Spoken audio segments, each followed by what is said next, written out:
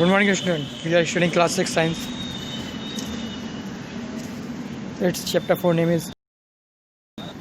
In this chapter, we are discussing next 2 pages of this chapter. Okay. So listen carefully.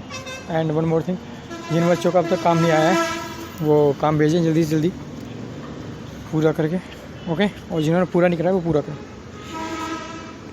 So start. देखिए ये जो activity दिखाई गई है इसमें ये आपकी सॉल्युबिलिटी की एक्टिविटी है.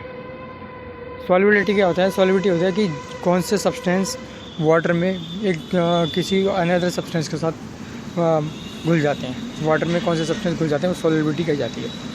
ठीक है. जैसे इसमें सॉल्ट दिखाया है. सॉल्ट आपने देखा भी होगा. सॉल्ट जो है वाटर में ईजिली घुल जाता है. शुगर वाटर में ईजिली घुल जाती है. ठीक है. मगर सैंड जो है वो वाटर में नहीं घुलती. ओके. इसी तरह से आपका सॉडस्ट जो होती है वो भी नहीं घुलती है और आटा जो है वो भी आपका नहीं घुलता है. ठीक. कुछ सब्सटेंस ऐसे होते हैं जो पानी में पूरी तरह से घुल जाते हैं, वाटर में पूरी तरह से घुल जाते हैं. उन सब्सटेंस को क्या कहा जाता है? उनको कहा जाता है सॉल्युबल सब्सटेंस. क्या कहा जाता है? Soluble substance in water. ठीक है. तो जैसे इसमें दिया हुआ है some substance like salt and sugar completely disappear in the water and they are said to be soluble in water. Okay.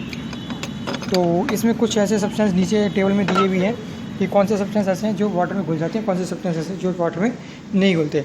जैसे सॉल्ट डिसअपियर हो जाता है मतलब घुल जाता है. शुगर डिसअपियर हो जाता है इसका मतलब ये भी घुल जाता है. सैंड डज नॉट डिसअपियर मतलब ये नहीं घुलता. ऐसी सॉडस्ट है ये भी वाटर में नहीं घुलती है और आटा जो है वो भी वाटर में नहीं घुलता है. तो ऐसे सब्सटेंस देखा लिखा है नीचे some substance like sand, sawdust and atta do not mix with water even after stirring.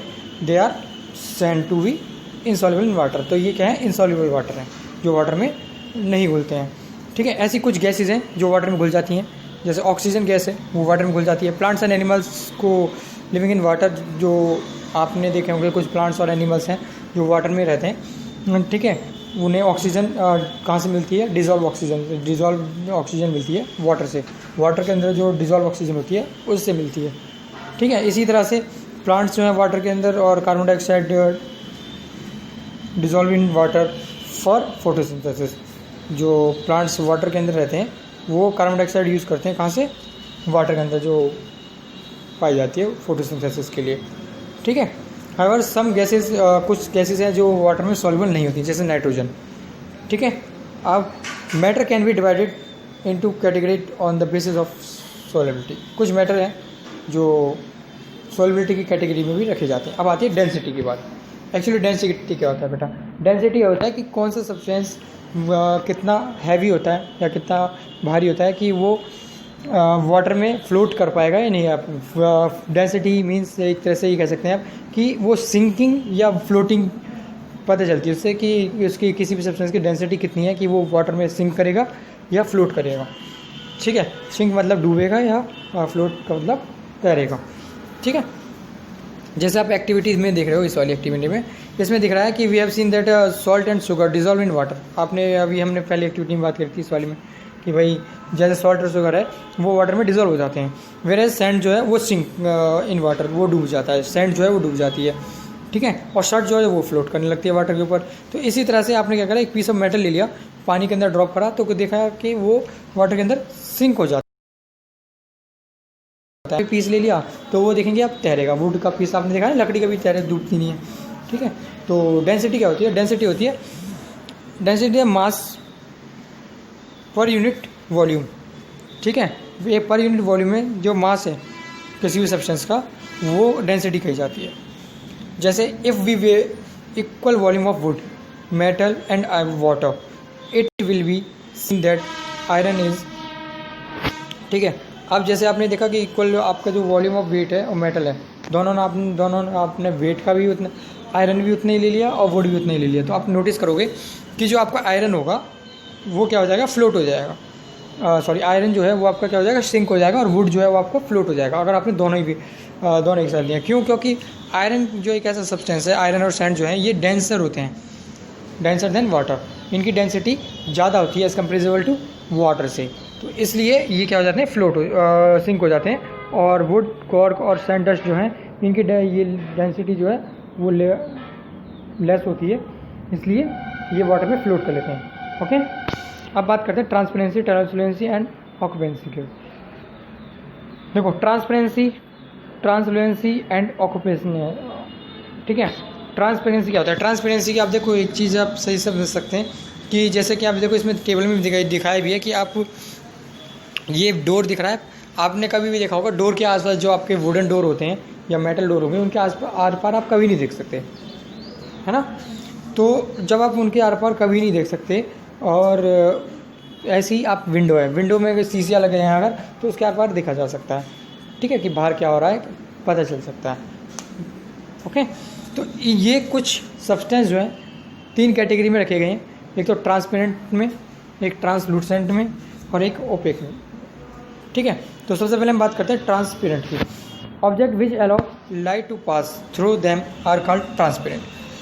ऐसे ऑब्जेक्ट जो आर पार दिखे, जिनके आस पार दिखाई दे जाता है, लाइट मतलब पास हो जाती है, ठीक है, लाइट को पास कराने में मदद करते हैं, तो वो क्या कहे जाते हैं? ट्रांसपेरेंट सब्सटेंस कहे जाते हैं। जैसे आपके पॉलीथीन है, ठीक है, आपका ग्लास है, इस टाइप से जो होते हैं ये क्या होते हैं सब्सटेंस? ये ट्रांसपेरेंट सब्सटेंस होते हैं, इनके आर पार आप इजीली देख सकते हैं, ठीक है। देखो नीचे दिया भी है कि glass, water, air and some plastic, ये सब क्या हैं?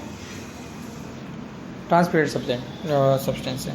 इसी तरह से जैसे बिस्किट्स है, स्वीट्स हैं, अदर एडिबल आइटम्स हैं, ये अगर आप ग्लास में रखते हैं या प्लास्टिक कंटेनर में रखते हैं तो शॉपकीपर इन्हीं में इसलिए रखते हैं क्योंकि इनमें आस पार आपको दिखाई दे जाता है, पता चल जाता है कि इनके अंदर एक्चुअली है क्या। अब दूसरी बात करें, material like wood, metal, cardboard ETC do not allow light to pass through them. अब ऐसे मटेरियल जैसे वुड है, मेटल है, कार्डबोर्ड है, इनमें लाइट जो है अलाउ नहीं होती है, पास नहीं होती है, तो इसलिए इन्हें क्या कहा जाता है? वो ओपेक कहा जाता है, मतलब बिल्कुल दिखाई नहीं देता, ठीक है। जिनके आर पार बिल्कुल दिखाई नहीं देता वो सब्सटेंस क्या कहे जाते हैं? ओपेक सब्सटेंस कहे जाते हैं, ठीक है। लाइट अलाउ नहीं करती है पास होने के लिए, तो वो क्या है? ओपेक सब्सटेंस है, ठीक है। और इनके आर पार भी दिखाई नहीं देता है। जैसे आप भाई डोर के सामने खड़े हो तो आपको डोर के पीछे क्या हो रहा है वो पता चल जाएगा? नहीं पता चलेगा ना, इसका कारण यही है, ठीक है। ऐसी और सब्सटेंस की बात कर लें तो there are some material like through which we can see but not clearly. अब कुछ सब्सटेंस ऐसे होते हैं जिनमें हम देख तो सकते हैं मगर क्लियर नहीं देख सकते, एक तरफ का ब्लर रहता है, ब्लर टाइप का आता है, तो ऐसे सब्सटेंस जो कहे जाते हैं वो क्या कहे जाते हैं? ट्रांसल्यूसेंट सब्सटेंस कहे जाते हैं। क्या कहे जाते हैं? ट्रांसल्यूसेंट सब्सटेंस, जिनमें लाइट तो पास होती है मगर पार्शियली, आधी पास होती है आधी पास नहीं होती। तो जैसे ऐसे कौन से हैं? Frosted glass in bathroom, window, butter paper, tissue paper, इस टाइप के सब्सटेंस होते हैं, ये क्या कहे जाते हैं? ट्रांसल्यूसेंट सब्सटेंस कहे जाते हैं। Okay, we can thus clearly material on the basis of whether in a transparent, translucent और ओपेक। ओके, ये मैंने आपको बता दिया। तो इसी तरह से we have now seen that material can be grouped on the basis of similarities and differentiate. कुछ मटेरियल ऑफ डिफरेंशिएट और सिमिलरिटीज़ की प्रॉपर्टीज़ पे रखे जाते हैं। We group material to make our work easily, जिनसे हम इजीली वर्क कर सकते हैं। जैसे होम्स में, स्कूल्स में, किचन यूटेंसिल्स हैं, जैसे कि वो स्पाइसेस, पल्सेस में आते हैं काम, ठीक है, कुछ किचन यूटेंसिल्स, तो इनसे हमारा क्या काम हो जाता है? इनसे हमारा बहुत सारे काम ईजी हो जाते हैं जिनसे हम रख सकते हैं। ऐसे सिमिलरली ग्रोसर जो होते हैं वो डिफरेंट वेराइटीज़ की शॉप में रखते हैं, बिस्कुट्स, प्लेजिक्स, कोल्ड ड्रिंक, जूस, ये सब रख लेते हैं, ठीक है। तो ऐसे सब्सटेंस को हम लोग क्लियरली हम लोग पता कर पाते हैं। ओके।